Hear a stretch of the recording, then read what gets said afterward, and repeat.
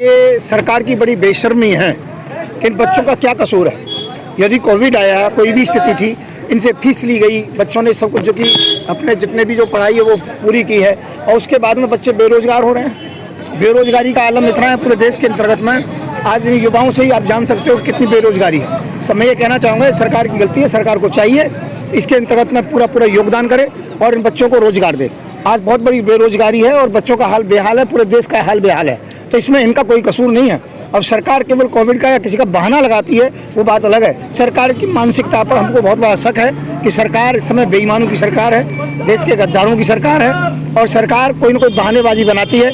उनके पास रोजगार के कोई रास्ते नहीं है, रोजगार उन्होंने समाप्त किए हैं, इसीलिए सरकार से हम इस बात से नाराज हैं। इसलिए धरने प्रदर्शन में हम सम्मिलित हुए हैं और मैं ये कहूँगा कि हम दिवाली यही मनाएंगे, और जब तक उनको पूरा सरकार आश्वासन नहीं देगी, ठोस कदम नहीं उठाएंगे, तब तक हम इस आंदोलन में साथ रहेंगे। इससे पहले भी हमने देखा कि तमाम जो IIT NIT से पढ़े हुए शिक्षक थे वो भी 55 दिन धरना करके गए।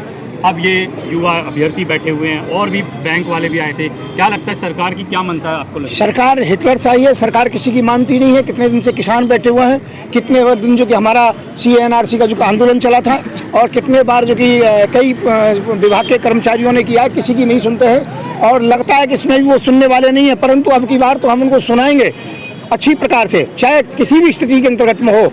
साम दाम दंड भेद हर प्रकार से हम आंदोलन करेंगे और यहाँ पर धरना देंगे और यहाँ पर आकर के बैठेंगे। लेकिन ये भी है कि ये जो छात्र हैं, ये कहा जा रहा है इनका नाम नहीं है।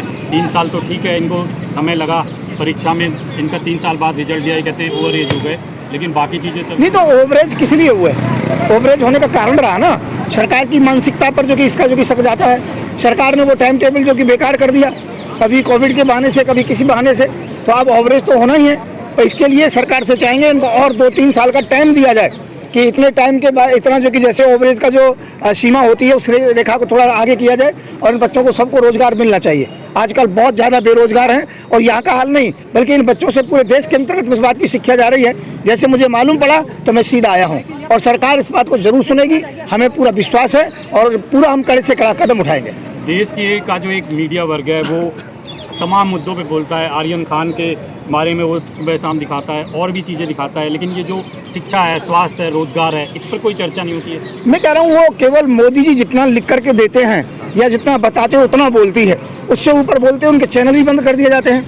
मीडिया क्या करे, मीडिया की भी परिस्थिति है। अब त्रिपुरा के मामले में कितना हाल बेहाल हो रहा है, वहाँ पर अभी तक कोई भी राहत नहीं है। वहाँ पर भी जो कि मीडिया को बोलने नहीं दिया जा रहा है। क्या सोशल मीडिया ना होती तो आज मैं कहता हूँ मोदी जी के ज़माने में कोई किसी प्रकार से किसी को कोई समाचार ही नहीं मालूम पड़ता।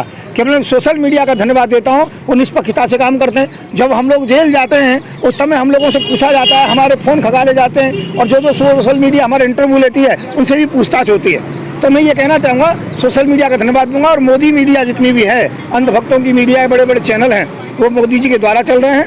वो उतना ही बोलते हैं, वो अच्छी खबरों को दिखाते नहीं है, देश की जरूरत की बातों को दिखाते ही नहीं है। लेकिन बांग्लादेश में भी तो हिंदुओं पे हुआ ना अत्याचार, तो हुआ महाराज जी। देखो, बात हिंदू और मुसलमान की बात नहीं है।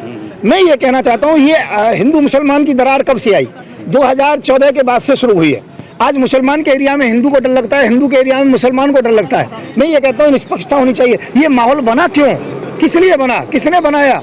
आज कोई दूध की गाय लेकर के मुसलमान अपने घर जाना चाहे तो मुझे लगता है कि वो सुरक्षित नहीं है। तो मैं ये कहना चाहूँगा ये माहौल गलत इन्होंने बनाया है। तो कहीं हिंदू की मृत्यु हो, हिंदू को परेशानी हो, चाहे मुसलमान को परेशानी हो, हमें तो सबसे दुख होता है कि ये हाथ के अंतर्गत में जितनी भी उंगलियां हैं, किसी को भी चोट लगे दुख तो होता है ना। हम लोग सेकुलर लोग हैं, हमारे लिए हिंदू मुस्लिम सिख ईसाई सब बराबर हैं। बांग्लादेश की जैसे बात चलिए, बांग्लादेश में अगर हिंदुओं के साथ जो कुछ भी होता है देश से बाहर, वो देश से बाहर है वो, लेकिन फिर देश के मुसलमानों के साथ उसका बदला लिया जाता है, जैसे कि त्रिपुरा में हुआ है। मैं ये कहना चाहता हूँ कि ये तो इस बात को छोड़ो, बाबर के टाइम का जमाने का बदला आज ले रहे हैं। इतने माइंडलेस लोग हैं कि किस लोगों ने क्या किया क्या नहीं किया, उस इतिहास की बात को लेकर के आज मंदिर मस्जिद तोड़ देना, ये कर देना, ये इनका जो कि बिल्कुल पागल हो गए हैं।